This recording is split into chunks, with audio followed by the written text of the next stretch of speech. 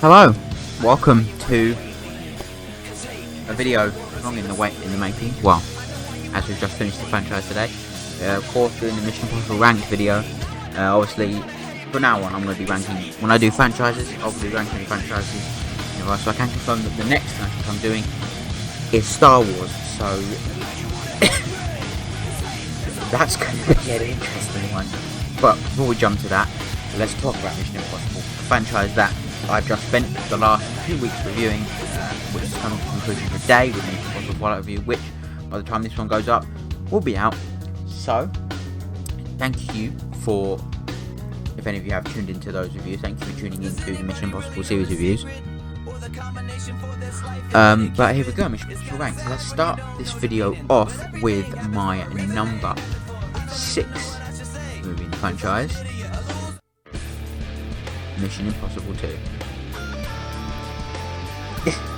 I've already said enough about how I dislike this film, so I'm going to make this one short and sweet. I think it is too style over substance kind of thing. It has too much style, not enough enjoyment levels to it. It's corny, it's very 2000s. I think it's Tom Cruise and John Woo at the height of their egos, pushing their egos to the forefront and not making the constructive movie. I think that's all. It has so many issues. The soundtrack and the score just don't work. The story is boring. I feel like it was over the top just because they wanted to be over the top. I think it was rated R in the States, it's 15 over here. They wanted to be, they has a few swearings in there as well, and obviously the violence and some not very nice sequences in there. So overall, it's a very sour patch in the franchise, one that I don't think I'll be going back to again, and one that I genuinely really don't fucking like. So with that out of the way, let's move on to more positive notes. And from here on out, I actually think all these films are brilliant, and I think from here on out, this rating changes all the time, from the next one out anyway. So moving on to the most recent installment in the franchise, and the one I only just covered today. Again, like I said, this one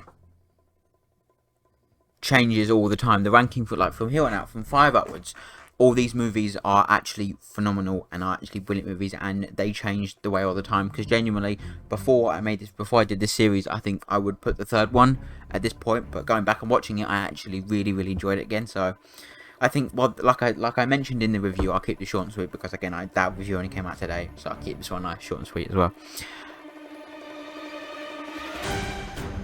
It's a movie. So yeah, it's a movie. Anyway, no.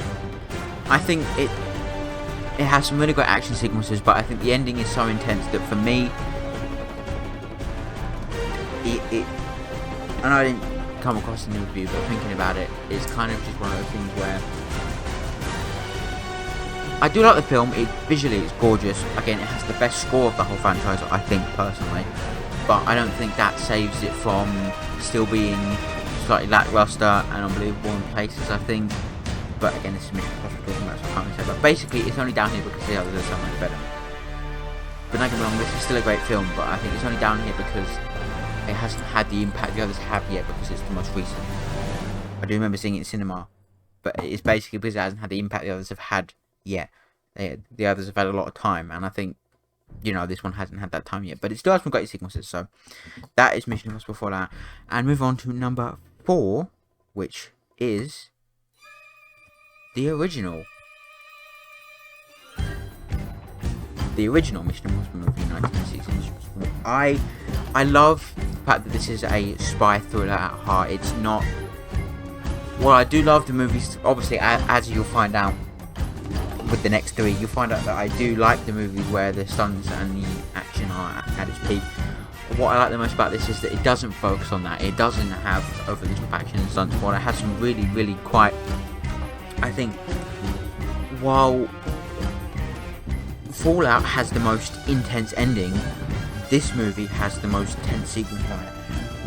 I'm actually feeling it in my seat, and it's not because it's wild ending, it's because it's the sequence where they're breaking into the CIA and he's dangling and there's no music and there's barely any sound effects, and it's just one of the most tense sequences I've ever sat through ever. It's so well done.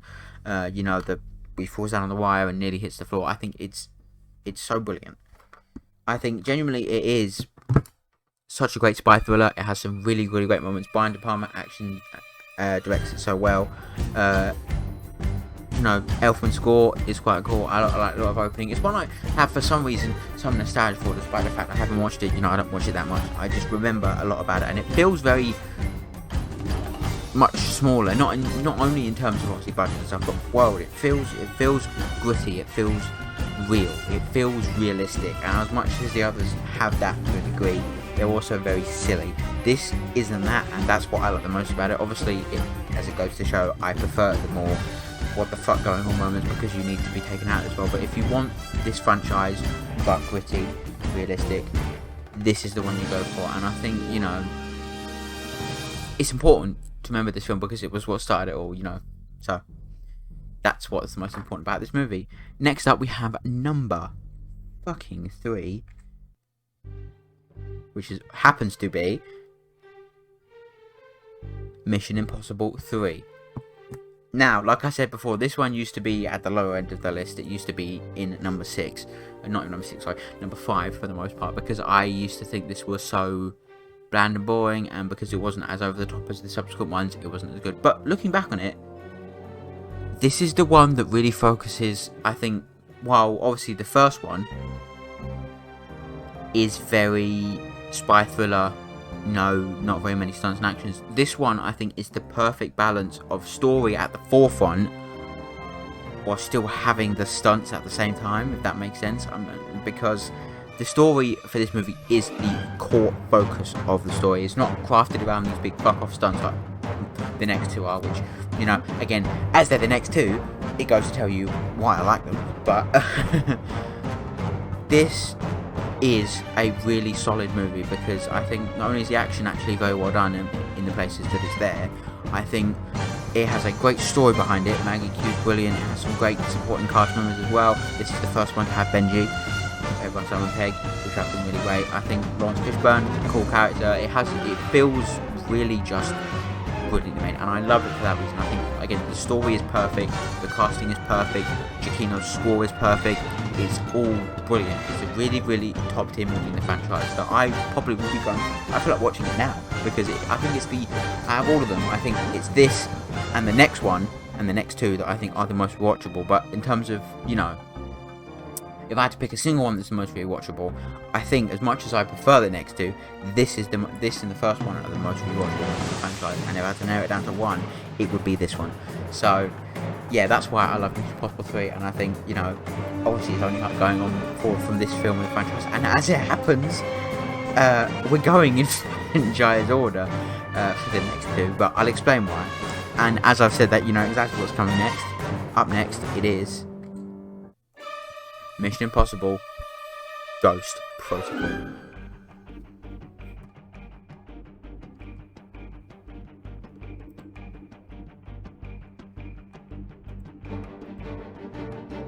Ghost Protocol is almost the antithesis of the third one, and that's simply because it does have action, it does have those over-the-top stunts over the story, but I think at the same time it manages to weave the story in brilliantly and have a lot of the stuff be very...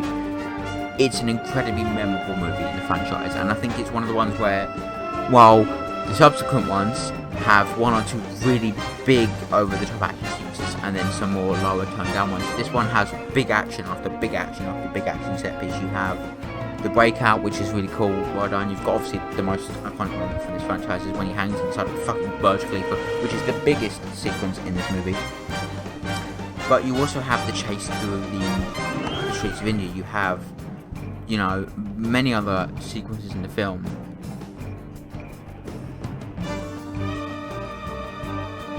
that really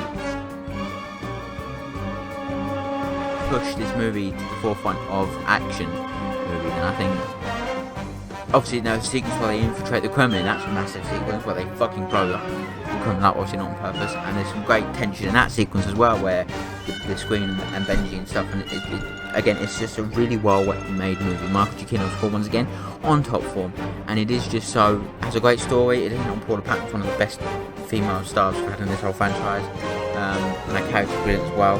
So it really helps to see that this is just one of the better ones in the franchise. And it is a shame that Luther has a small role in this one, but what can you do? It's still a fucking good movie, but it's not the best. And if you can't already tell, that leaves us with one more movie to talk about. And I think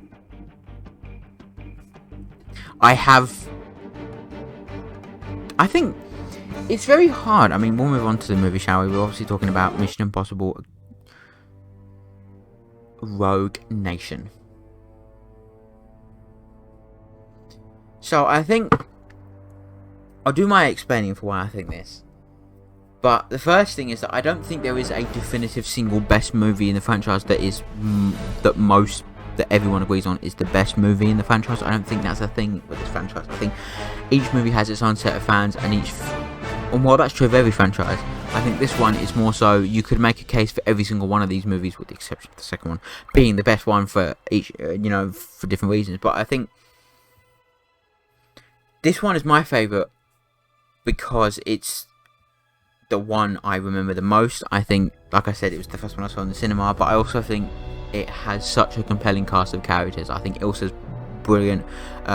Brandt is great. I love the plane sequence at the beginning where he hangs on the side of the fucking plane. It's brilliant. I just think the motorbike chase is brilliant. The sequence where he goes and jumps into the water.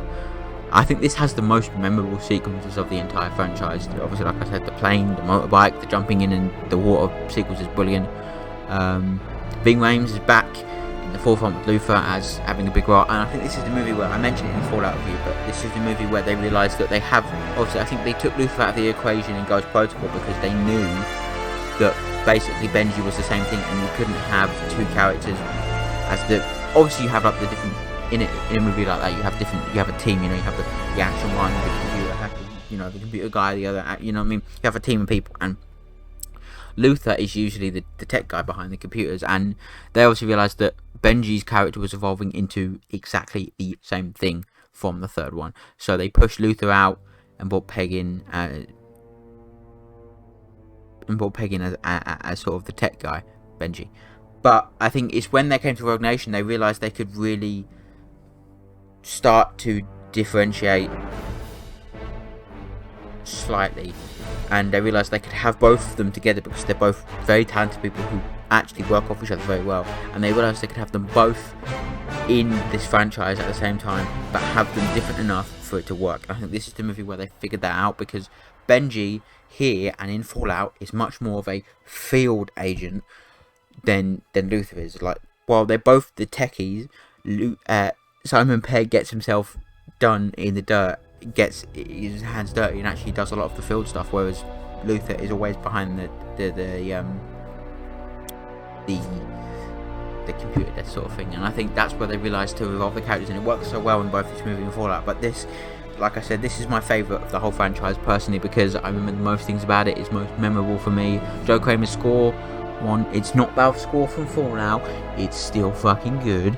So, it's just, I think one of the reasons why this movie is my favourite, again, is because of the year it came out. It came out the same year as Spectre, it came out the same year as many other action spy-based movies, and this was just miles above all of them.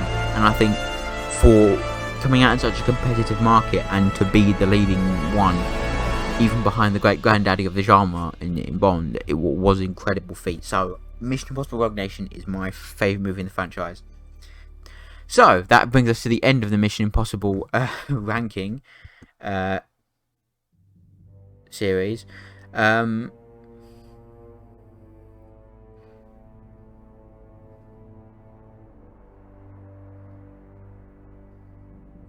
So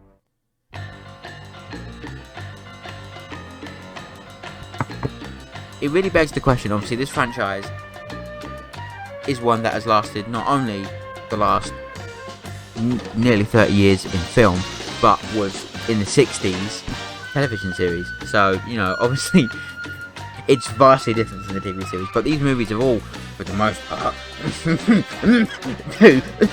have continued to evolve the franchise in such a brilliant way. Each one has its own memorable moments from it.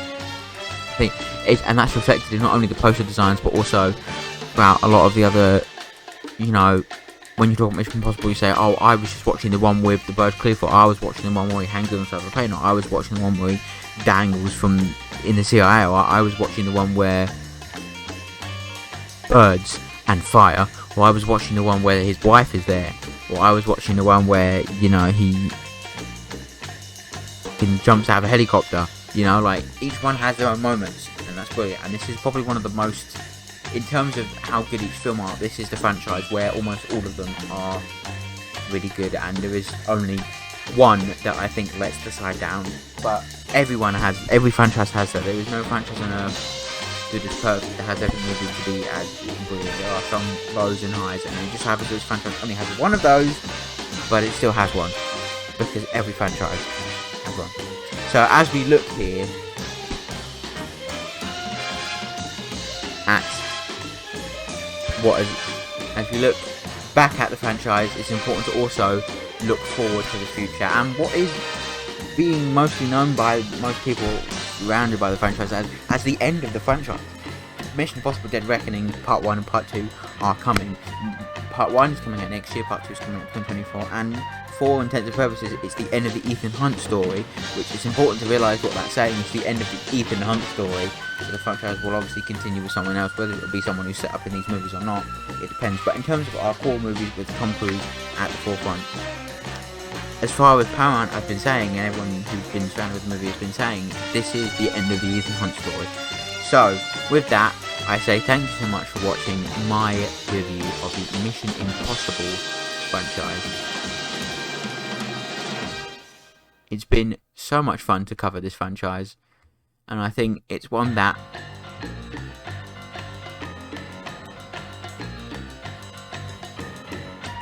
I love so much. So thanks so much for watching my review of my ranking of the Mission Impossible franchise. Bye bye for now.